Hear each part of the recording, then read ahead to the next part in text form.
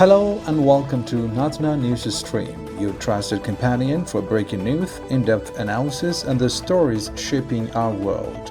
Stay informed and engaged with the latest updates delivered straight to your fingertips.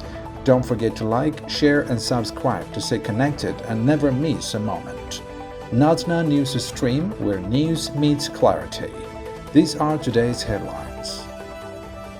Reuters reported Azerbaijan protests to Eritrea over detention of 3 vessels and crews. Eritrea responds to Michael Rubin's critic. Sudan's military pushed back rebels in the second city of Omdurman. 6 soldiers and 34 extremist rebels die in a clash in northeastern Nigeria. The U.S. declares genocide in Sudan and sanctions RSF leaders and companies.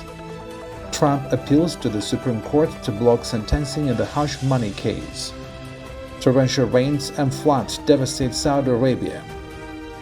Wildfires blaze through Los Angeles, prompting evacuations and power outages. News in brief.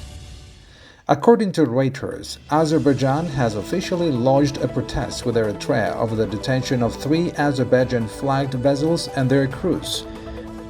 These vessels, with a combined 18 crew members, were detained on November 7, 2024, after entering Eritrean waters due to worsening weather conditions during their journey to Abu Dhabi via the Suez Canal.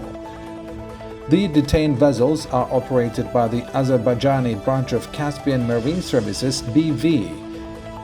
Azerbaijani Foreign Ministry spokesperson Isaac Hajizada stated that the vessels had contacted Eritrean authorities but reportedly failed to provide the necessary details. Upon learning of the situation, Azerbaijan sent a diplomatic note to Eritrea through its embassies in Ethiopia and Russia. Efforts to resolve the matter are ongoing, with Azerbaijan working to secure the release of the vessels and crew while providing legal assistance. This is according to Reuters. The Eritrean embassy in Washington, D.C. has issued a statement dismissing Michael Rubin's criticism as baseless and misleading. Rubin is known for his controversial views on foreign policy. The embassy described Rubin's comments as exaggerated and reflective of a biased perspective. The statement emphasized Eritrea's achievement in healthcare, education, and infrastructure, which have been accomplished despite significant challenges. The government's proactive stance on regional security and collaboration with Somali military forces to combat extremism were also highlighted. Eritrea's role in countering terrorism and fostering regional stability has been pivotal, the embassy noted. Eritrea's policy of self-reliance and its contributions to international frameworks for Red Sea cooperation underscores its commitment to sustainable development and global trade. Critics often misinterpret these policies, the statement argued, portraying Eritrea's sovereignty-focused approach as isolationist. The embassy reaffirmed Eritrea's dedication to constructive engagement. According to the Eritrean embassy, such narratives as Rubin's fail to consider Eritrea's historical context and current contributions to peace and stability. The embassy urged for balanced and informed perspectives. Sudan's military has reported significant advances in Omdurman, the country's second-largest city, following intense clashes with the Rapid Support Forces (RSF). According to Al Jazeera, government forces have taken control of areas including Mansoura, Morabat, and El Fidhab. The military campaign is part of the ongoing efforts to reclaim territories amidst a war that began in April 2023. The conflict has claimed tens of thousands of lives and displaced millions, heavily affecting regions like Darfur and Khartoum. Sudanese forces have seized weapons, ammunition, and food supplies from RSF depots, marking a strategic win. Brigadier General Nabil Abdullah reported that 3 army officers were freed during a special operation that resulted in the death of 20 RSF fighters, including a commander. RSF fighters reportedly used drones to counter the military's gains, signaling their continued resistance. However, the United States has recently imposed sanctions on RSF leader Mohammed Hamdan or Hemedti Dagalo, citing genocide accusations. These developments add pressure on the RSF as the military continues its offensive. Sudan's army remains resolute in its objective to regain full control of contested territories while addressing humanitarian challenges caused by the prolonged conflict. In Nigeria's northeastern Borno state, a clash between the military and Islamic extremists resulted in the death of 6 soldiers and 34 rebels, according to military spokesperson Edward Buba. The extremists, traveling in motorcycles and gun trucks, launched a surprise attack on Nigerian troops in Sabono Gari village.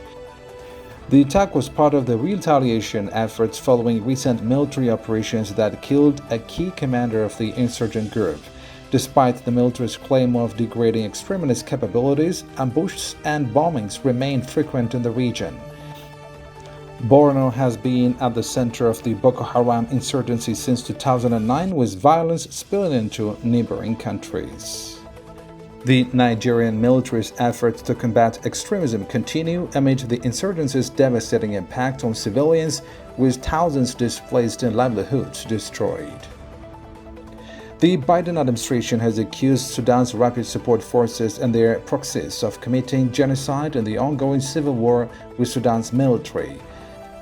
The U.S. Secretary of State Antony Blinken reported that the RSF has carried out systematic attacks on civilians, including ethnic-based killings and sexual violence.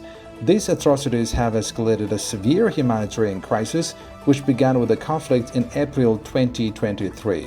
Sanctions have been imposed on RSF leader Mohamed Hamadan Dagalo Musa, also known as the Hemedti, and 7 RSF-affiliated companies, including a gold smuggling firm based on the UAE. Despite evidence of armed support, the UAE denies providing weapons to the RSF. Advocacy groups have applauded these sanctions, urging stronger action to address the atrocities and prevent further sufferings. Former U.S. President Donald Trump has filed an appeal with the Supreme Court to block his sentencing in a hush money case, according to AfricaNews.com. Trump's legal team seeks to delay the sentencing schedule for Friday, citing concerns over the integrity of the presidency and federal government operations. This follows the New York court's rejection of earlier appeals to postpone sentencing. Trump was convicted in May on 34 felony counts of falsifying business records related to payments made to an adult film star. Trump has consistently denied wrongdoing and claims the charges are politically motivated. The Supreme Court has requested a response from New York prosecutors by Thursday, setting the stage for a pivotal decision. Trump's legal team argues that the case poses a significant threat to the functioning of democratic institutions and could set a dangerous precedent. As the case unfolds, it underscores the ongoing legal and political challenges faced by Trump, whose actions continue to polarize public opinion. Saudi Arabia is grappling with severe floods and torrential rains that have swept through streets and neighborhoods in several cities, disrupting daily life. According to TRT World, the Muslim holy cities of Mecca and Medina are under high alert as meteorologists warn the adverse weather conditions will persist for several days. The National Center for Meteorology issued a red alert for these regions, while areas such as Riyadh, Asir, and Jazan were given orange level warnings. Rescue authorities, including the Red Crescent Authority, have heightened their operational readiness to ensure rapid responses to emergencies. The Red Crescent confirmed its teams are fully prepared to maintain ambulance services and conduct rescue operations during the heavy rainfall. Citizens have been urged to stay cautious and follow safety guidance, particularly in areas flagged for high-risk weather conditions. Los Angeles is in the grip of devastating wildfires fueled by strong winds, prompting evacuations and power outages across the region. The California Department of Forestry and Fire Protection reported that the first wildfire ignited in the Pacific Palisades area on Tuesday at 10:30 a.m. local time. This affluent neighborhood, located between the Santa Monica Mountains and the Pacific Ocean, is just 32 kilometers west of downtown Los Angeles. The fires, known as the Palisades, Hearst, and Eaton fires, have claimed 2 lives and forced many residents to flee their homes. California, which frequently experiences wildfires, is now under the state of emergency as firefighters' crews working tirelessly to contain the blazes. Power outages and smoky conditions have added to the challenges, with authorities urging residents in high-risk areas to evacuate and follow emergency guidelines. The state's officials are closely monitoring the situation, ensuring resources are allocated to protect lives and property. This is according to TRT World. Well, that's all the news for today. Thank you for watching National News Stream. Don't forget to like, share, and subscribe for reliable news coverage. Stay safe and informed. See you next time.